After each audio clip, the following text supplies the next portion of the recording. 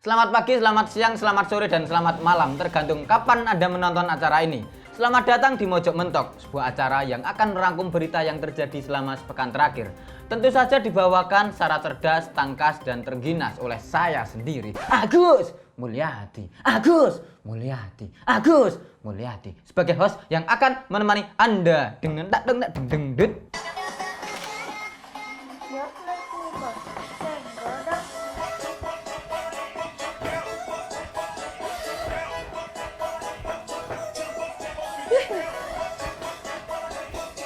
Dalam beberapa waktu terakhir, makin banyak brand-brand tanah air yang berlomba memasang iklan billboard di Times Square, New York.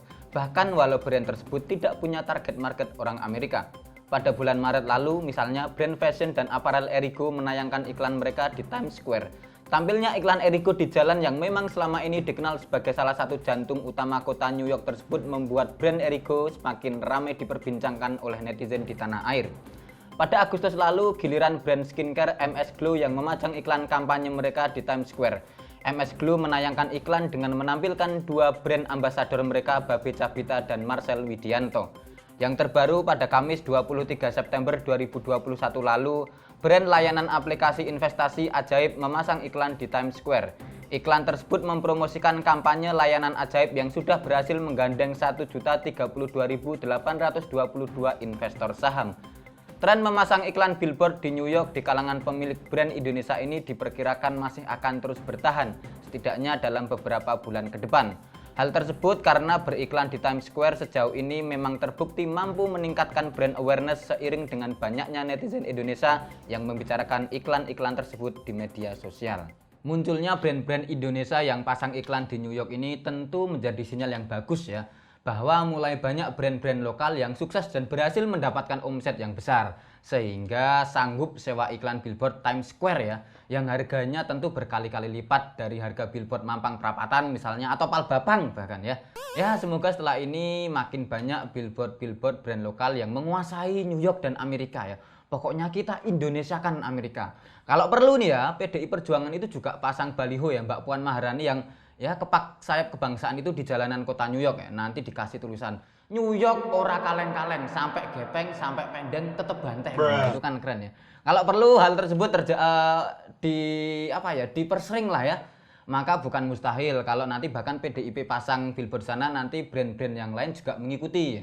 Nanti akan tiba masanya ya, ketika orang-orang New York sedang berkendara di jalan, kemudian ini ketemu plang nih, tulisannya gini, 13.000 km lagi rumah makan Pring Sewu. Nah, itu nanti bisa nih.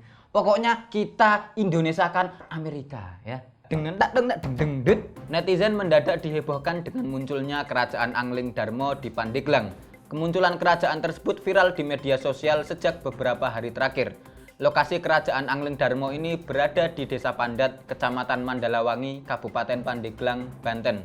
Kerajaan ini dipimpin oleh seseorang bernama Iskandar Jamaluddin Firdaus yang oleh para pengikutnya dipanggil dengan panggilan Baginda Sultan.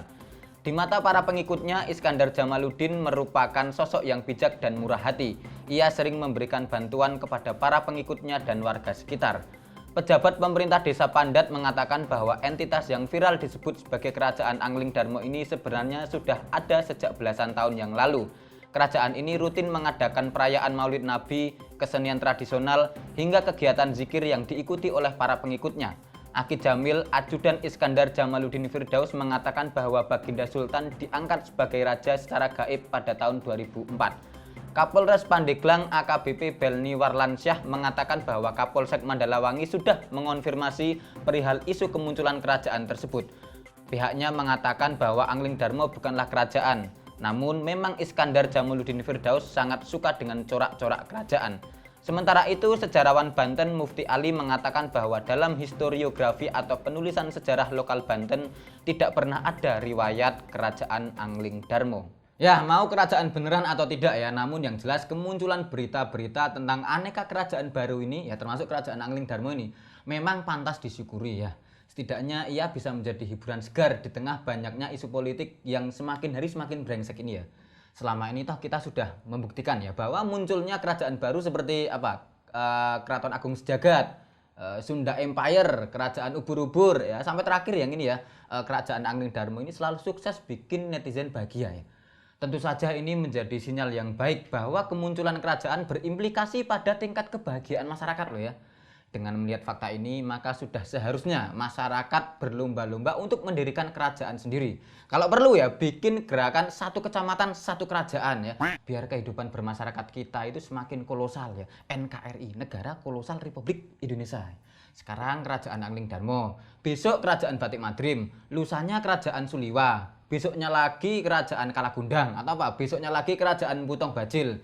Besoknya lagi Kerajaan Kirpah Mayit misalnya. Pokoknya semua nama tokoh yang ada di sinetron garapan Genta Buana Pitaloka itu harus dijadikan kerajaan. Jadi kalau kita dari Ngaglik ke Jogja ketemu kerajaan, ke Magelang ketemu kerajaan, kemana lagi ke Semarang ketemu kerajaan. Pokoknya kerajaan semuanya. Dengan polemik yang melibatkan Indro Warkop dengan grup parodi Warkopi yang terdiri dari 3 orang pemuda berwajah mirip Dono, Kasino, dan Indro akhirnya mencapai titik baru.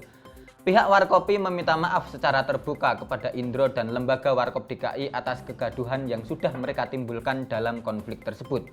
Ali Juwis, Humas Patria TV, pihak yang menaungi kegiatan komersial Warkopi, menyatakan bahwa pihaknya sudah menghapus seluruh konten komersial Warkopi. Seperti diketahui, kemunculan trio Warkopi yang meniru Warkop DKI sempat mendapat teguran dari Indro Warkop.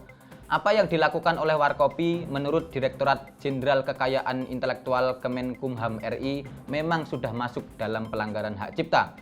Direktur Jenderal Kekayaan Intelektual Freddy Haris mengatakan bahwa pihak Warkop DKI sudah mendaftarkan merek lembaga warung kopi Dono, Kasino, Indro sebagai kekayaan intelektual sejak tanggal 21 Januari 2004 lalu.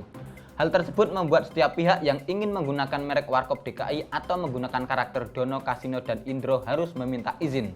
Apalagi penggunaan karakter Dono, Kasino, dan Indro punya implikasi terhadap banyak pihak, termasuk Falcon Pictures, perusahaan yang selama ini menggarap film Warkop DKI Reborn. Oke, terkait polemik yang melibatkan Indro Warkop dan juga grup parodi Warkopi ini, kami sudah menghadirkan narasumber yang tentu saja kompeten. Siapa dia? Seperti yang sudah Anda tebak, tentu saja Prayit ya. Jadi Mas Prayit ini dulu juga pernah kena kasus yang serupa kayak Warkopi. Jadi Prayit ini dulu sempat kisruh sama saya lupa Mas. Sama Disney. Jadi dia itu ikut marodiin karakter Nemo di film Finding Nemo. Maka kita akan tanya-tanya nih soal kasus tersebut. Halo Mas Prayit. Kabar baik ya? Alhamdulillah. Mas tadi kan udah baca lihat berita tadi ya soal Warkopi dan Warkop DKI yang terkait pelanggaran hak cipta. Nah, dulu kan jenengan pernah kena kasus serupa gitu. Dulu penyelesaiannya gimana itu dulu? Atau mulai dari awal deh, kenapa jenengan kok bisa kena tuntut sama Disney itu? Oh, jenengan mencoba cosplay jadi Nemo. Lu kan jenengan gak podo Mas, gak ada mirip-miripnya. Nemo kan oranye, jenengan biru bladus kayak gini. Oh tapi jenengan waktu cosplay itu dicat. Oh bukan cat apa? Oh teres. Jadi warnanya kuning hitam gitu ya. Disney marah.